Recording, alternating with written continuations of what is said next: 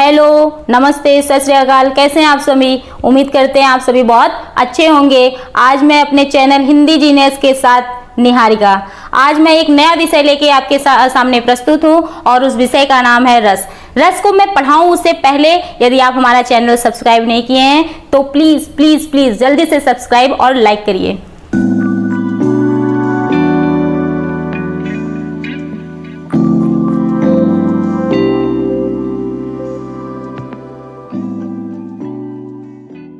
आज हम पढ़ते हैं रस।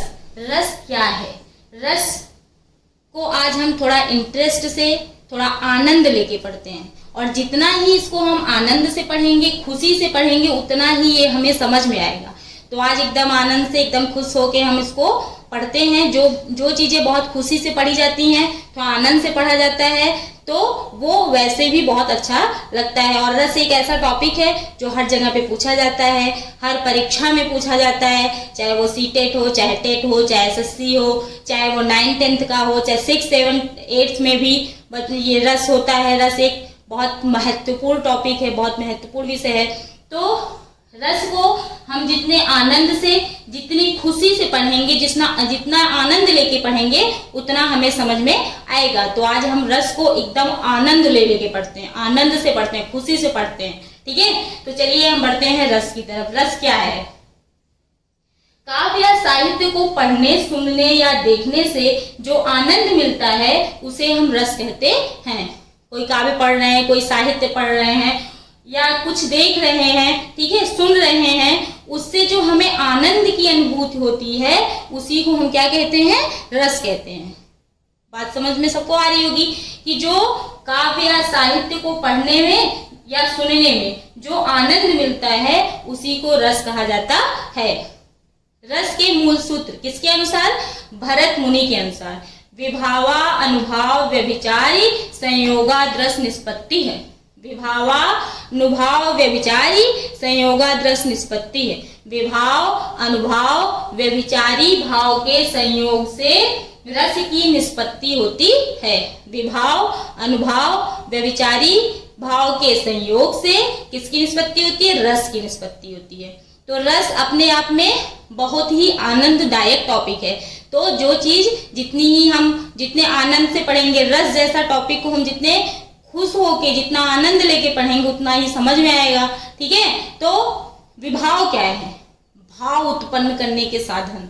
विभाव जो होता है वो भाव उत्पन्न करने का एक साधन होता है। जैसे हमारे मन में कोई हम चीज देख रहे हैं, वो बहुत अच्छा है, ठीक है, देखने में बहुत सुंदर लग रहा है, या बहुत गंदा लग रहा है, खराब लग रहा है, या कुछ ऐसा हो रहा है जैसे देखने में हमें गुस्सा आ रही है, तो हमारे मन में क्या हो रहा है? विभिन्न प्रकार के भाव उत्पन्न हो रहे हैं। तो ये क्या हुए? विभाव हो गए। अब बढ़ते हैं हम अनुभव की तरफ। अनुभव क्या है? पात्रों की चेष्टाएं, ठीक है, पात्र की, कैरेक्टर की चेष्टा, उनकी इच्छा, उनकी चेष्टा, जैसे कि जो उनके मन में चेष्टा हो रही है वही क्या हो गया? अनुभव हो गया। और फिर आगे क्या है? व्यभिचारी भाव। अनेक मनोभाव, अनेक प्रकार के मन में जो विचार उत्पन्न होते हैं उसी को हम व्यभिचारी भाव कहते हैं। तो विचार बहुत खुशी भी हो सकती है, विस्मय भी हो सकता है, हास भी हो सकता है, और शोक भी हो सकता है, गुस्सा भी आ सकता है, डर भी लग सकता है, घृणा भी हो सकती है। तो ये जो विभिन्न प्रकार के मनोभाव उत्पन्न होते हैं वही क्या होते हैं? व्यभिचारी भाव होते हैं। अब रस के अवयव कितने हैं? इसके अंग कितने हैं? रस निष्पत्ति के प्रमुख 3 अंग होते हैं। कितने अंग होते हैं? 3 होते हैं। कौन कौन से? भाव, विभाव और अनुभव। भाव, विभाव और अनुभव। अब भाव क्या है? मन के विकारों या आवेगों को भाव कहते हैं। मन में किसी बात के लिए कोई विकार उत्पन्न हो या आवेग, तो उसे हम क्या कहते हैं? भाव कहते हैं। अपने मन में, सभी के मन में भाव उत्पन्न होता है। अच्छा भाव भी होता है, बुरा भाव भी होता है, हमारे मन में भी उत्पन्न होता है, आप सबके मन में उत्पन्न होता है। तो भाव जो होता है हर व्यक्ति के मन में होता है, ठीक है, वो किसी भी रूप में हो सकता है, बहुत खुशी के रूप में हो सकता है, गुस्सा के रूप में हो सकता है, ठीक है। तो जो भाव उत्पन्न होते हैं मन के विकारों या आवेगों को हम क्या कहते हैं? भाव कहते हैं। और भाव के कितने प्रकार होते हैं? 2 प्रकार होते हैं, अस्थाई भाव और व्यभिचारी भाव। अस्थाई भाव और व्यभिचारी, व्यभिचारी को ही संचारी भाव भी कहा जाता है, व्यभिचारी भाव को संचारी भाव भी कहा जाता है। तो पहले हम जानते हैं किसके बारे में? अस्थाई भाव के बारे में। अस्थाई भाव क्या है? प्रत्येक मनुष्य के हृदय में अस्थाई रूप से स्थित होते हैं। हर मनुष्य के हृदय में अस्थाई भाव होता है और वो होता ही है। ऐसा कोई प्राणी नहीं है, ऐसा कोई व्यक्ति नहीं है जिसके मन में अस्थाई भाव न। अब ये बताइए, आप गुस्सा नहीं होते? होते हैं। खुश नहीं होते? होते हैं। ठीक है। शोक नहीं होता? होता है। जुगुप्सा, घृणा नहीं होती? होती है। डर नहीं लगता? लगता है। ये सबके गुणावगुण है। ठीक है। गुस्सा आता है, कभी कभी बहुत खुशी हो जाती है किसी चीज को देख के। ठीक है। कभी किसी कुछ देख के घृणा हो जाती है। ठीक है। कभी बहुत हंसी आ जाती है, बहुत हम खुश हो जाते हैं। ठीक। तो ये सारे भाव सबके मन में उत्पन्न होते हैं। तो अस्थाई भाव क्या है? प्रत्येक मनुष्य के हृदय में अस्थाई रूप से स्थित होता है। तो इसी को हम क्या कहते हैं? अस्थाई भाव कहते हैं। अब बढ़ते हैं हम रस की तरफ। भरत मुनि के अनुसार रस के कितने भेद होते हैं? 9 भेद होते हैं। कितने होते हैं? 9 होते हैं। ये जो वात्सल्य या भक्ति रस जो है, ये नहीं माने हैं, भरत मुनि नहीं माने हैं। बहुत सारे ऐसे विद्वान थे जो वात्सल्य और भक्ति को मानते हैं, लेकिन रस जो होता, कहीं पूछा जा रहा है किसी एग्जाम में, क्योंकि ये हर एग्जाम में पूछा जाता है, यहाँ से 2-3 नंबर का प्रश्न तो जरूर उठता है। रस कितने होते हैं? तो हम कहेंगे 9 होते हैं। भरत मुनि के अनुसार रस कितने हैं? 9 होते हैं। ठीक है। किसका अस्थाई भाव क्या है ये भी पूछा, बहुत इंपॉर्टेंट है ये सब। तो वहां हम अस्थाई भाव भी बताएंगे। तो ये एग्जाम में यहाँ से 2-3 नंबर का क्वेश्चन उठता है, ये 2-3 नंबर का तो पूछा ही जाता है। तो इस चीज को हम थोड़ा अच्छे से पढ़ें तो ज्यादा अच्छा है हमारे लिए। तो हम पढ़ते हैं किसकी तरफ? रस की तरफ। रस कितने होते हैं? 9 होते हैं। कौन कौन से? श्रृंगार, वीर, शांत, करुण, रौद्र, भयानक, विभत्स, अद्भुत और हास्य।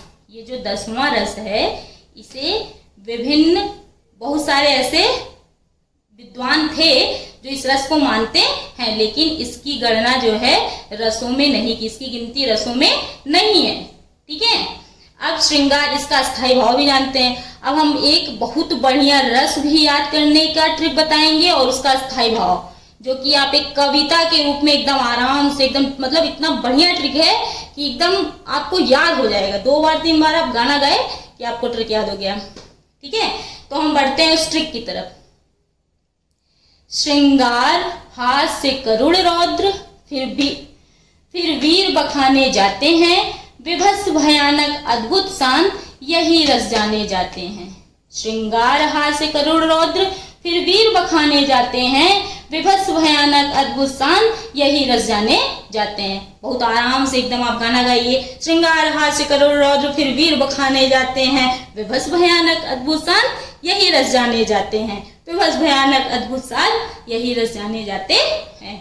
एकदम आराम से आपको याद हो गया। कविता के रूप में एकदम बढ़िया से गा के आप याद कर लीजिए, कोई दिक्कत नहीं। ठीक है। समझ में एकदम अच्छे से आ भी रहा होगा। ऐसे ही जैसे रस हम याद करवाएंगे, ऐसे एकदम बढ़िया अस्थाई भाव का भी ट्रिक देंगे आपको। तो पहले हम देखते हैं रस। श्रृंगार, वीर, शांत, करुण, रौद्र, भयानक, विभत्स, अद्भुत और हास्य। श्रृंगार का अस्थाई भाव रति, वीर का उत्साह, शांत का वैराग्य, करुण का शोक, रौद्र को क्रोध, भयानक भय, विभत्स जुगुप्सा, अद्भुत विस्मय, हास्य हास्य। ठीक है।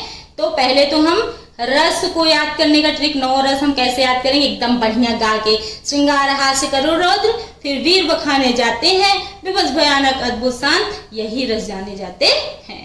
और एक बात और आप ध्यान रखिए, शांत का वैराग्य, और इसे निर्वेद भी कहा जाता है। तो आप इसको ये मत सोचिएगा कि ये वैराग्य है, निर्वेद कहाँ, ये तो बताया, ये तो था ही नहीं, ये तो गलत हो गया, ऐसा मत सोचिएगा। शांत को ही, शांत का स्थायी भाव वैराग्य या निर्वेद। तो यहाँ हम बता दिए आपको शांत का स्थायी भाव निर्वेद भी होता है।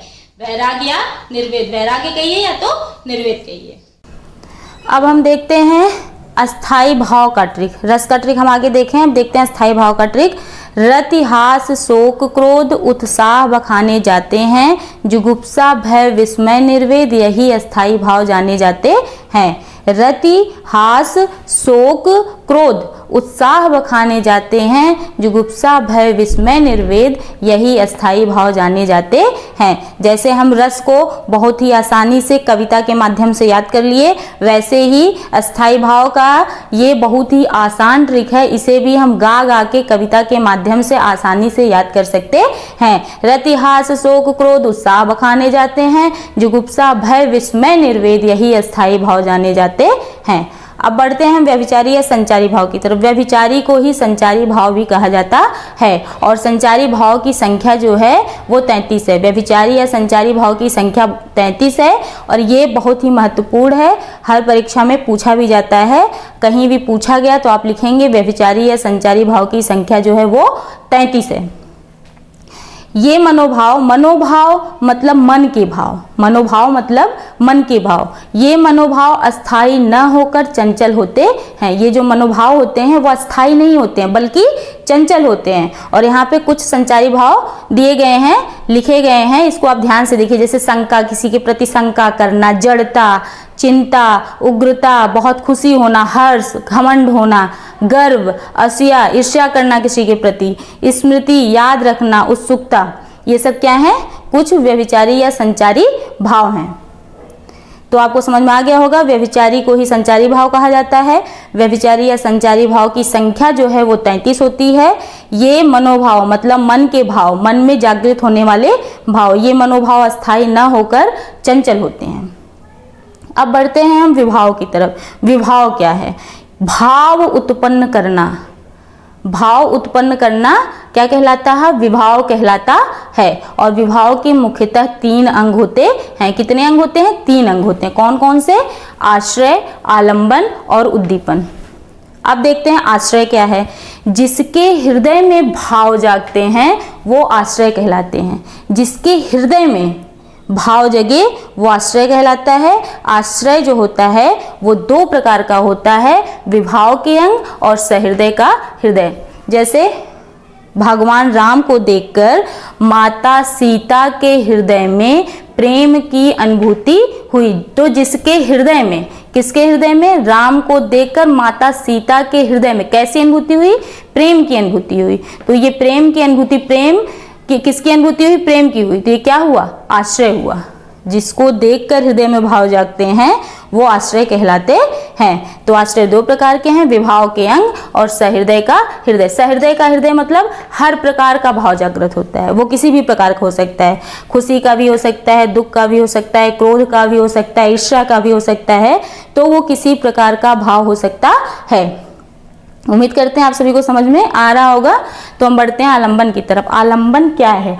आलंबन जिस प्रमुख व्यक्ति, वस्तु या परिस्थिति को देखकर हृदय में भाव जगता है उसे आलंबन कहते हैं। अब ध्यान रखिएगा, परिभाषा पे ध्यान दीजिए। जिस प्रमुख व्यक्ति, वस्तु या परिस्थिति को देखकर हृदय में भाव जगे उसे ही हम आलंबन कहते हैं। जैसे किसी व्यक्ति, वस्तु या परिस्थिति को देखकर, वहां पे जो भाव जगता है वो आश्रय होता है और जिसको देखकर भाव जगता है वो आलंबन होता है। अब देखिए, राम को देखकर सीता के हृदय में प्रेम जगा। किसको देखकर जगा?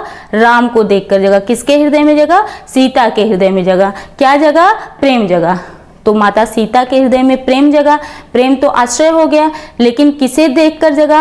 राम को देखकर जगा। तो राम क्या हुए? आलंबन हो गए। जिसको देखकर, जिस परिस्थिति को देखकर या जिस व्यक्ति को देखकर हृदय में भाव जगता है उसे ही हम आलंबन कहते हैं। अब हम बढ़ते हैं उद्दीपन की तरफ। उद्दीपन क्या है?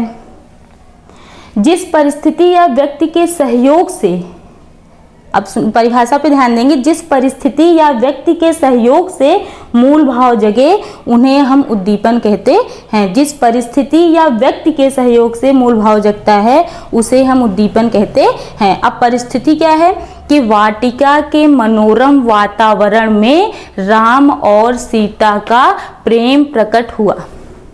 अब देखिए, जिस परिस्थिति को देखकर, जिस व्यक्ति के सहयोग से या परिस्थिति के सहयोग से हृदय में मूल भाव जगता है, किसके सहयोग से जग रहा है? वाटिका के सहयोग से जग रहा है। मतलब वाटिका के मनोरम वातावरण में भगवान राम और सीता का मिलन हुआ। ठीक, तो राम जो हो गए वो आलंबन हो गए, सीता जो हो गई, सीता का प्रेम प्रकट हुआ, प्रेम जो है वो आश्रय हो गया। और कहाँ प्रकट हुआ, कहाँ पे मिलन हुआ? वाटिका में। परिस्थिति कहाँ उत्पन्न हुई? वाटिका में। तो वाटिका क्या हो गया? उद्दीपन हो गया। क्लियर हुआ सभी को? वाटिका के मनोरम वातावरण में, तो वाटिका क्या हो गया? उद्दीपन हो गया। अब बढ़ते हैं हम अनुभाव की तरफ। अनुभाव क्या है? अनुभाव आश्रय की चेष्टा को अनुभाव कहते हैं। आश्रय की चेष्टा को क्या कहते हैं? अनुभाव कहते हैं। जैसे सीता की चेष्टाएं किसे अनुभाव कहते हैं? आश्रय की चेष्टा को कहते हैं अनुभाव। जैसे माता सीता की जो चेष्टा थी, उनका जो प्रेम था राम जी को देखना, उनकी ओर बढ़ना, उनसे बातें करना, उनसे बातें करने के लिए लालायित होना, तो ये सब क्या है? अनुभव हैं। जिसको देखकर, मतलब आश्रय को देखकर जो चेष्टा उत्पन्न होती है उसे हम क्या कहते हैं? अनुभाव कहते हैं। क्या कहते हैं? अनुभाव कहते हैं। तो इसी के साथ हम यहाँ समाप्त करते हैं आज का, और आगे हम फिर से अगली वीडियो में इस श्रृंगार रस क्या है, हास्य रस क्या है, उसके बारे में भी बताएंगे। उम्मीद करती हूँ आज का हमारा वीडियो आपको बहुत पसंद आया होगा। तो आप चैनल को लाइक नहीं किए तो प्लीज़ लाइक और सब्सक्राइब करिए और बेल आइकन को दबाना ना भूलें, ताकि आपको नया अपडेट मिलता रहे। और साथ ही आप अपने मित्रों को, परिचितों को, अपने सहयोगियों को ज़्यादा से ज़्यादा वीडियो को शेयर करें, ताकि उनके काम आए, मेरा प्रोत्साहन भी बढ़े। आप खुश रहिए, प्रसन्न रहिए, हंसते रहिए, मुस्कुराते रहिए। इसी के साथ धन्यवाद। अगली वीडियो में जल्द लेकर आपके सामने आऊँगी।